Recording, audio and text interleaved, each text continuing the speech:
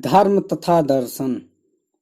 उत्तर वैदिक काल में धर्म और दर्शन के क्षेत्र में महत्वपूर्ण परिवर्तन हुआ। अनेक ऋग्वैदिक देवताओं का महत्व घट गया तथा उसके स्थान पर नवीन देवताओं की प्रतिष्ठा हुई।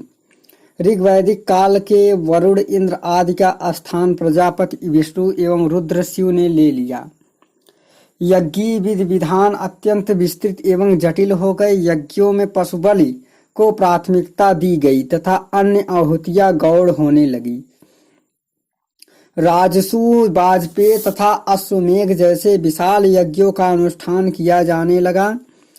अग्नि, स्टोम, दर्श और पूर्णमास, चतुर्मास, अग्रयमण, निरूढ़, पशुबंध, सौत्रामणि, पिंडपित्र, गोडसी, अतिरत्र, पुरुषमेघ आदि विविध प्रकार के यज्ञों का भी उल्लेख प्राप्त होता है। अग्नियोष्टम 5 दिनों तक चलता था। इसमें 11 पशुओं की बलि दी जाती थी। इसमें 12 शास्त्रों का प्रयोग होता था। सोम यज्ञ के अंतर्गत उल्लिखित 7 प्रकारों में यह प्राकृतिक या होने के कारण अधिक महत्वपूर्ण था। सोम का अत्यंत घृणित एवं निंदनीय स्वरूप पुरुषमेघ में दिखाई देता है। यह 5 दिन तक चलता तथा इसमें 11 अथवा 25 यूप निर्मित किए जाते थे। इसमें पुरुष बलि का विधान था जो ब्राह्मण या क्षत्रिय जाति का होता था। राजसूय क्षत्रिय शासक अपने अभिषेक की समाप्ति पर करते थे।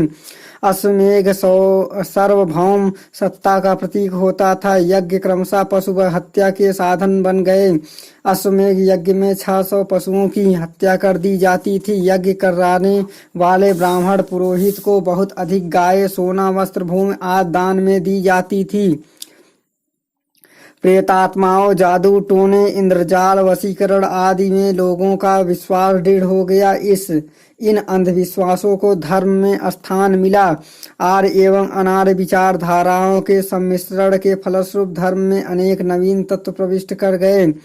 अस्परा, गंधर्व, नाग आदि की भी दैव रूपी में कल्पना की जाने लगी। ऋग्वैदिक काल के अंत तक जिस एकेश्वरवादी विचारधारा का उदय हुआ वह इस युग के अंत तक पूर्णता प्राप्त हो गया। इसी समय उपनिषद की रचना हुई तथा पुरोहितों के बढ़ते हुए प्रभाव यज्ञीय कर्मकांड तथा अनुष्ठानों के विरुद्ध सबल प्रतिक्रिया प्रारंभ हुई। उपनिषदों के समय तक ताप, त्याग, संन्यास आदि पर विशेष बल दिया जाने लगा। इस पर भी कुछ विद्वान अवैदिक विचारधारा का ही प्रभाव देखते हैं। उपनिषदों में स्पष्टता यज्ञों तथा कर्मकांडों की निंदा की गई है तथा ब्रह्म को एकमात्र सत्ता स्वीकार किया गया है। उसे निर्विकार, अद्वैत एवं निरपेक्ष बताया गया है जो जगत से परे थे तथा इसमें व्याप्त थी। ब्रह्म का व्यक्ति के सारभूत तत्व आत्मा से समीकरण स्थापित किया गया है। उपनिषदों के अनुसार आत्म साक्षात्कार ही मोक्ष है जो अज्ञान के नाश से संभव है। जगत का माया के रूप में चित्रण मिलता है। वैदिक एवं अवैदिक विचारधाराओं के सम्मिश्रण के फलस्वरूप लोग निवृत्ति मार्गी होने लगे। अब काया क्लेश एवं संन्यास मोक्ष प्राप्ति के लिए आवश्यक समझे गए। संन्यास की अवधारणा निश्चयता आयत्तर संस्कृत के प्रभाव का फल थी। ब्राह्मण चिंताओं ने इसे अपनी संस्कृत में स्थान देने के लिए मानव जीवन में 4 आश्रमों का सिद्धांत प्रतिपादित किया।